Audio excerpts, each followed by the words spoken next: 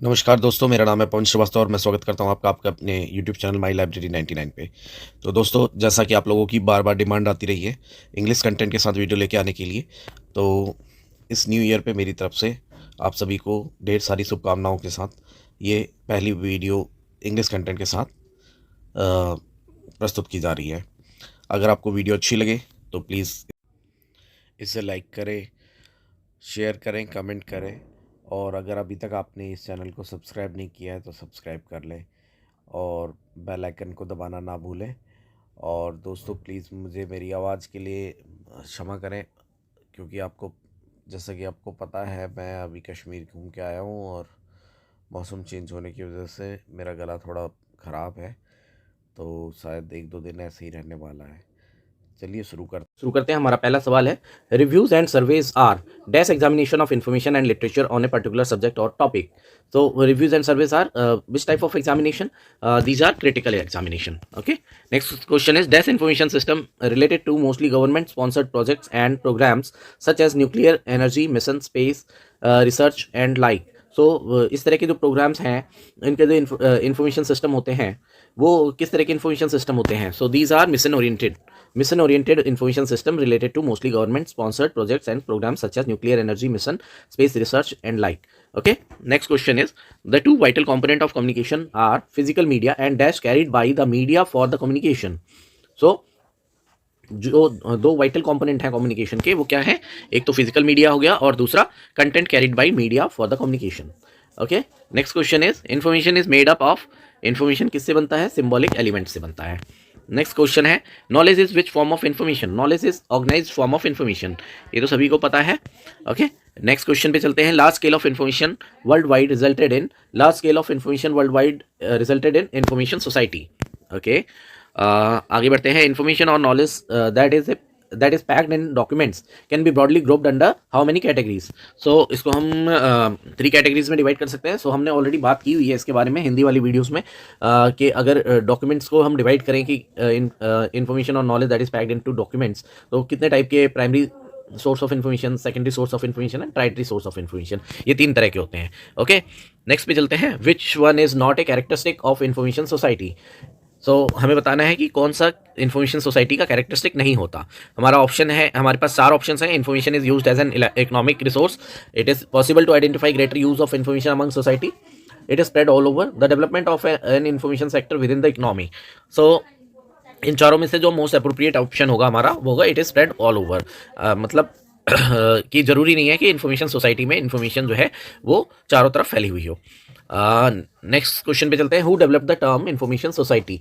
सो इसका आंसर हो जाएगा mister J Martin. Next question is, which of the following is not covered under intellectual property right. So copyright, patents, trademarks, ये सब intellectual property rights होते हैं. Only thesaurus is not a part of the intellectual property right और IPR. Okay. Next question पे चलते हैं, information science is a discipline that investigates the properties and behaviour of information. Okay. The force is governing the flow of information. Right. The means for processing of information for optimal uses. Okay. तो तीनों option ठीक है हमारे, और हमारा answer हो जाएगा all of these. Okay. Next question पे चलते हैं, invisible college are networks of people interested in the same subject help in communication. तो ये दोनों ऑप्शन ठीक है हमारे, और हमारा आंसर हो जाएगा डी. सो मान लीजिए आप लाइब्रेरियन बनने के लिए प्रिपरेशन कर रहे हो, आपका एक व्हाट्सएप ग्रुप बना हुआ है जिसमें सारे लाइब्रेरी एस्पिरेंट्स ही जुड़े हुए हैं और वो लाइब्रेरी साइंस से रिलेटेड ही बातें करते हैं और एक दूसरे की हेल्प करते हैं. तो वो जो व्हाट्सएप ग्रुप है वो आपका इनविजिबल कॉलेज हो गया. ओके. सो ये this is just an example. आगे बढ़ते हैं. What is the essential aspect of information service? So essential aspect of information service is communication of information. So communication is most important information service के लिए. Next question पे चलते हैं, an example of a communication channel is. Communication channel का example क्या होगा? Context नहीं, ये चैनल नहीं होगा. फेस टू फेस कन्वर्सेशन हाँ. नॉइस नहीं.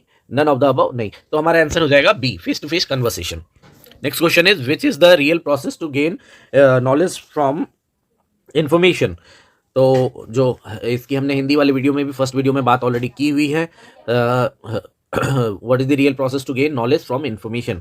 तो नॉलेज कैसे मिलेगी? सबसे पहले हमारे पास होगा डेटा और डेटा के बाद आ जाएगा हमारे पास इन्फो. डेटा से इन्फो निकलेगी और इन्फो से हम क्या बनाने वाले हैं? इन्फो से हम नॉलेज बनाएंगे. ठीक है. तो हमारा आंसर हो जाएगा data, information, knowledge. Okay, next question पे चलते हैं। What is knowledge in character and size. So knowledge जो है वो कैरेक्टर और साइज में क्या होती है? So it's a stable and dimensional नहीं, स्टेबल एंड मल्टी डायमेंशनल नहीं, डायनेमिक एंड डायमेंशनल नहीं, डायनेमिक एंड मल्टी डायमेंशनल। सो हमारा आंसर हो जाएगा D. So next question is, an invisible college is a typical example of informal channel of communication, formal channel of communication, both A and B, or none of the above. तो इसका answer हो जाएगा A. It's a informal channel of communication. Next question is, in which country was the word information first used?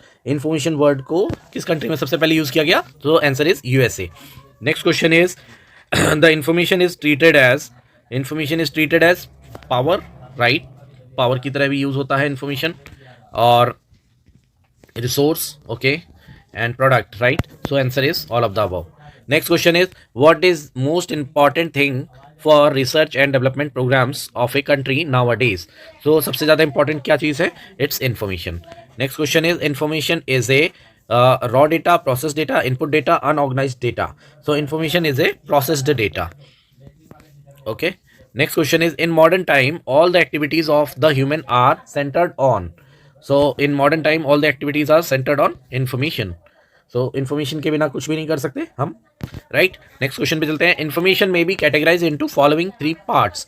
So हमारे पास जो options हैं, logical, analytical, statistical, analytical, statistical and systematic, systematic, analytical and descriptive. No, statistical, descriptive and analytical. तो information can be categorise into statistical, descriptive and analytical.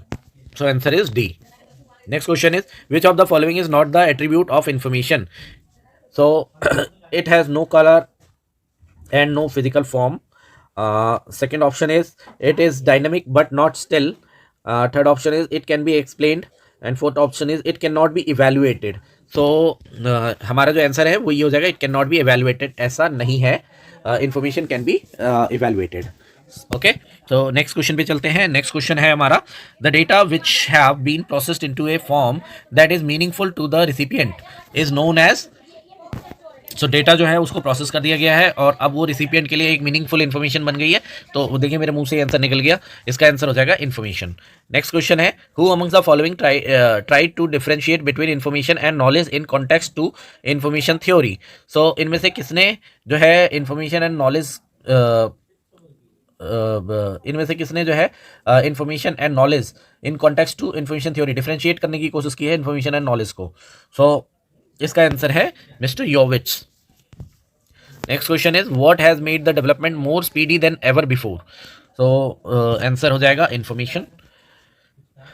Which theory of information is concern with the flow of information? So Shannon theory, stochastic theory, mathematical theory, Brooks theory. Flow of information से जो related है वो stochastic theory है. Next question है, today information is regarded as wealth, product, commodity. यानी कि answer है all of the above. The backwardness of any country with respect to socio-economic spheres is mainly due to lack of adequate information, especially in science and technology, adequate information in engineering, adequate information in all discipline. तो यहाँ पे जो most appropriate option होगा वो होगा adequate information specially in science and technology. क्योंकि देखिए दोस्तों, साइंस एंड टेक्नोलॉजी में अगर इन्फॉर्मेशन उनके पास पर्याप्त है और वो उस फील्ड में अच्छा कर रहे हैं तो बाकी फील्ड में ऑटोमेटिकली अच्छा करने लगते हैं. ठीक है, नेक्स्ट क्वेश्चन पे चलते हैं. Entropy is a measure of degree of relevance of information, quantity of irrelevant information, degree of uncertainty of information, degree of certainty of information. So इसका आंसर हो जाएगा, एंट्रोपी जो है वो मेजर है किसका? वो मेजर है degree of uncertainty of information. तो इन्फॉर्मेशन कितनी अनसर्टेन है उसकी जो डिग्री को नापते हैं उसको एंट्रोपी बोलते हैं. ओके, नेक्स्ट क्वेश्चन है, a country rich in information is rich in which of the following sphere? So जो इंफॉर्मेशन में जो इंफॉर्मेशन से रिच होगी वो किस में रिच होगी?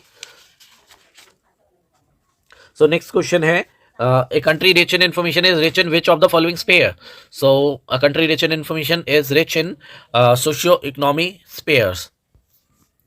So next question is the countries which are doing effective use of information are. So options are economically developed countries, economically weak countries, economically underdeveloped country, non-developed countries.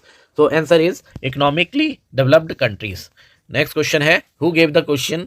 सो ये एक formula है जिसके बारे में बार बार पूछा जाता है कि ये किसने दिया था. So who gave the question? Triangle 1 bracket में S forward arrow S plus triangle S bracket में for information theory. So this was given by Brooks. इसमें ज़्यादा कुछ समझने वाली बात है नहीं. आपने बस ये ध्यान रखना है कि इस तरह की अगर फिगर आपके सामने आती है तो आपसे ये एक ही क्वेश्चन पूछा जाएगा कि ये किसने दिया था, ये थ्योरी किसने दी थी. तो ये थ्योरी जो है मिस्टर ब्रूक्स ने दी थी. How stochastic equation of information is solved? So stochastic information is solved by statistical and dynamic rules. Okay. Next question पे चलते हैं. What is information science as a discipline? So information science as a discipline हमारे पास options क्या है? Study of use of information. ठीक है, ये भी ठीक है. Study of sources and development of information. Okay ये भी ठीक है. Study of complex multidisciplinary subject, ये भी ठीक है. All of the above. So हमारा आंसर हो जाएगा डी. नेक्स्ट क्वेश्चन पे चलते हैं. Who enunciated mathematical theory of information. So ये मैं ऑलरेडी बता चुका हूँ हिंदी वाली वीडियोज़ में. इस मैथमेटिकल थ्योरी ऑफ इन्फॉर्मेशन किसने दिया था? ये शेनन एंड वीवर ने दिया था. नेक्स्ट क्वेश्चन पे चलते हैं. COM stands for computer output microfilm. Okay. Next question पे चलते हैं. Who enunciated semantic theory of information. तो semantic theory of information was given by Fairthorne. ये कुछ फैक्चुअल क्वेश्चंस हैं जो आपको याद करने पड़ेंगे.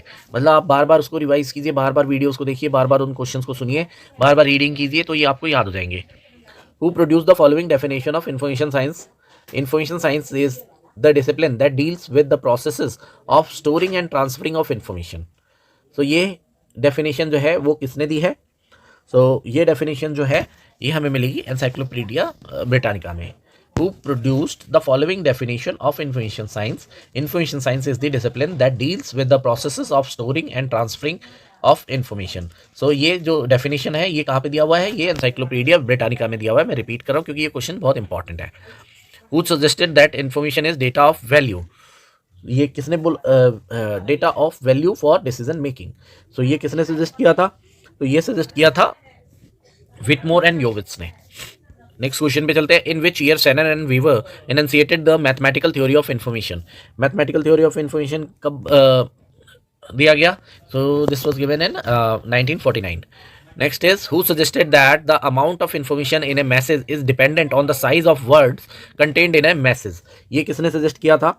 So ये भी शेनन एंड वीवर ने सजेस्ट किया था क्योंकि आपको पता ही है मैथमेटिकल थ्योरी के जन्मदाता भी यही है. In which theory of information the information is increased by the prior knowledge of recipient. In which theory of information? So okay, so आप समझ गए क्वेश्चन. इंफॉर्मेशन कौन सी थ्योरी में इन्फॉर्मेशन जो है वो इंक्रीज हो जाती है because of the prior knowledge of recipient. So इसका आंसर हो जाएगा semantic theory. So semantic theory ये कहती है कि इन्फॉर्मेशन जो है वो इंक्रीज हो सकती है वो रिसिपिएंट की नॉलेज के बेसिस पे. नेक्स्ट क्वेश्चन पे चलते हैं. Libraries as gateways to knowledge is the title of the document. ये कौन से डॉक्यूमेंट का टाइटल था? Libraries as gateway to knowledge. So ये जो है ये national knowledge commission on libraries 2007 में जो 2007 जो इंडिया में बनाई गई थी उस रिपोर्ट का टाइटल था libraries as gateway to knowledge. Okay, important question है, याद रखिएगा. नेक्स्ट क्वेश्चन में चलते हैं. What have been influenced by advances of information in the society. So advances of information से क्या इन्फ्लुएंस हुआ है? लिविंग स्टैंडर्ड इन्फ्लुएंस हुए हैं, बिल्कुल हुए हैं. उसके बाद patterns of work and leisure ये भी इम्प्रूव हुआ है.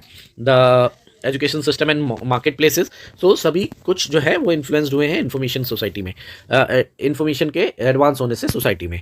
ओके, अगले सवाल पे चलते हैं. Society in which information rather than material flows constitute most of its communication and control is known as. So ऐसी सोसाइटी को आप क्या कहेंगे? ऐसी सोसाइटी को आप बोलेंगे इंफॉर्मेशन सोसाइटी। नेक्स्ट क्वेश्चन पे चलते हैं। To which country the credit is given to coin the term information society? Information society का जो टर्म है उसको कॉइन करने का क्रेडिट जाता है जापान को। नेक्स्ट क्वेश्चन पे चलते हैं। The high growth of information is known as, high growth of information is known as information explosion.